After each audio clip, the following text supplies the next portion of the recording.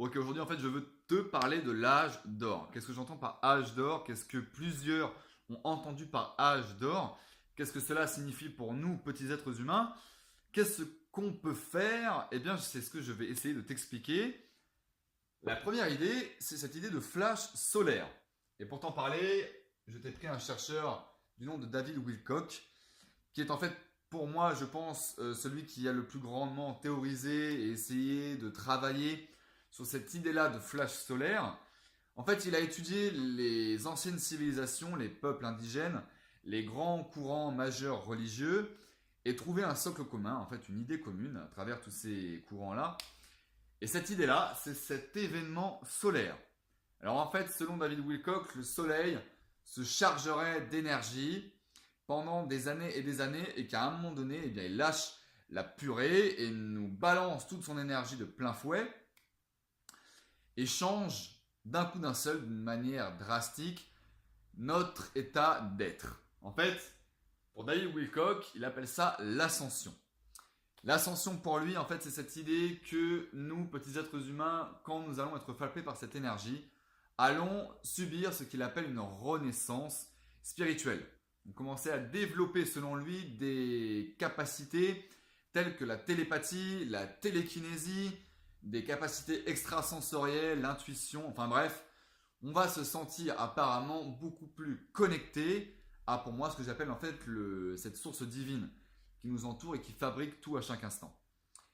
Eh bien pour lui c'est très réel, ça va se produire très probablement, très récemment.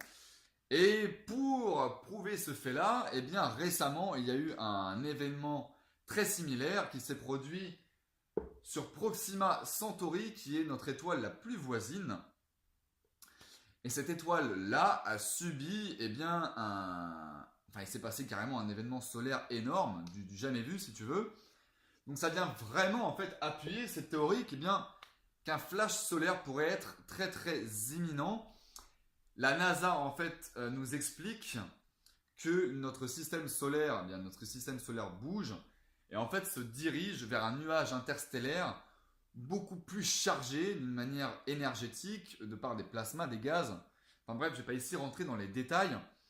Mais la NASA t'explique que cela pourrait être potentiellement dangereux.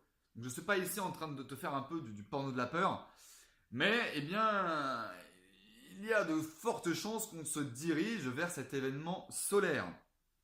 La deuxième idée, c'est cette idée de précession des équinoxes. Alors, qu'est-ce que j'entends par précession des équinoxes? Qu'est-ce que la précession des équinoxes? Pour t'en parler, je vais utiliser les travaux de Graham Hancock. C'est pas le seul, mais il a grandement, en tout cas, travaillé sur cette idée-là. Il a aussi étudié les anciennes civilisations et il a découvert qu'il y avait bien un message, en fait, inscrit dans les structures, notamment chez la civilisation égyptienne, et que ce message faisait plus office d'avertissement. Ils ont essayé de nous avertir, en prix de compassion pour leur futur, si vous voulez. Ils nous ont fait comprendre, avec leurs connaissances majestueuses, cette civilisation a encore beaucoup à nous apprendre, mais elle avait compris que la Terre obéissait à des cycles. Et ils avaient compris que la Terre obéit en fait sur son axe, en tout cas tourne sur un axe, et que tous les 72 ans, cet axe est modifié par 1 degré. Donc, pour faire un cercle complet, c'est 360 degrés. Donc 72 ans par 360 degrés, vous avez là ce qu'on appelle la grande année. La grande année, elle fait 25 920 ans. Et le 21 décembre 2012, c'était la fin de cette grande année. Et le renouveau d'une nouvelle. C'est ça, en fait, qui s'est passé.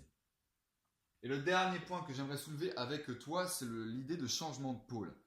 Et pour t'en parler, il y a un monsieur qui s'appelle Charles Hapgood. Je vous invite vraiment à regarder ses travaux, notamment aussi Graham Hancock, David Wilcock. Et Charles Hapgood, il a fait beaucoup de choses. Il a travaillé pour les services de renseignement, pour les services secrets, pour la CIA, pour le gouvernement américain. Il a été enseignant, chercheur, et il a écrit des bouquins. Et un des bouquins, sa préface a été faite par Albert Einstein. Et ce bouquin-là s'appelait Earth Shifting Crust. Donc en fait, c'est le déplacement de la croûte terrestre.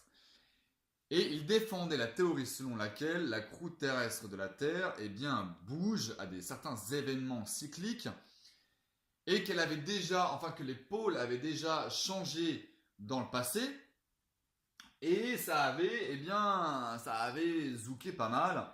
Ça avait créé des choses comme, en fait, il pensait, et il n'est pas le seul, à penser que l'Antarctique est en fait l'Atlantide. Et que ce changement de pôle et cette idée de cycle, a poussé l'Atlantide qui était entre les Amériques et l'Europe, jusqu'au pôle, à cause de ce changement de pôle. Et à cause de ces grands cycles, si tu veux. Donc, plusieurs idées, plusieurs concepts. Moi, ce que j'aimerais que tu retiennes, c'est surtout cette idée d'ascension. Que on est aux prémices de cette ascension, de cette renaissance spirituelle, on la sent dans l'air. Hein, si on regarde les signes, on sait qu'il y a quelque chose qui se prépare. Donc le meilleur conseil que je peux te donner, en fait, après cette espèce de résumé, d'exposer, c'est de te recentrer sur toi-même, de faire le travail personnel, c'est la chose la plus importante que tu puisses faire à l'heure actuelle. C'est te guérir de tes traumas, de t'enlever la peur, culpabilité, honte, ces mauvaises énergies et te recentrer sur ce qui va arriver parce que ce qui va arriver c'est bon, d'accord, c'est positif, mais on est à l'heure actuelle dans une transition et ça va zouker. Donc prépare-toi, c'est ça que ça veut dire. Donc voilà, j'espère que ça t'a donné en tout cas envie d'en savoir plus, de t'intéresser à des techniques, bien évidemment pour ton développement personnel. C'est toi qui as les clés en main, c'est toi qui peux comprendre tout. Je vais pas te soigner, c'est à toi de le faire. C'est à toi de t'intéresser à ce qui va sûrement très très très très très probablement arriver demain, en tout cas dans les années à venir. Donc voilà, j'espère que ça t'a plu. N'hésite pas à me dire dans les commentaires les sujets dont tu as envie que je parle. Je te souhaite un bon courage dans tes recherches et n'oublie pas, comme disait Bouddha, doute de tout et surtout de ce que je raconte. Allez, ciao.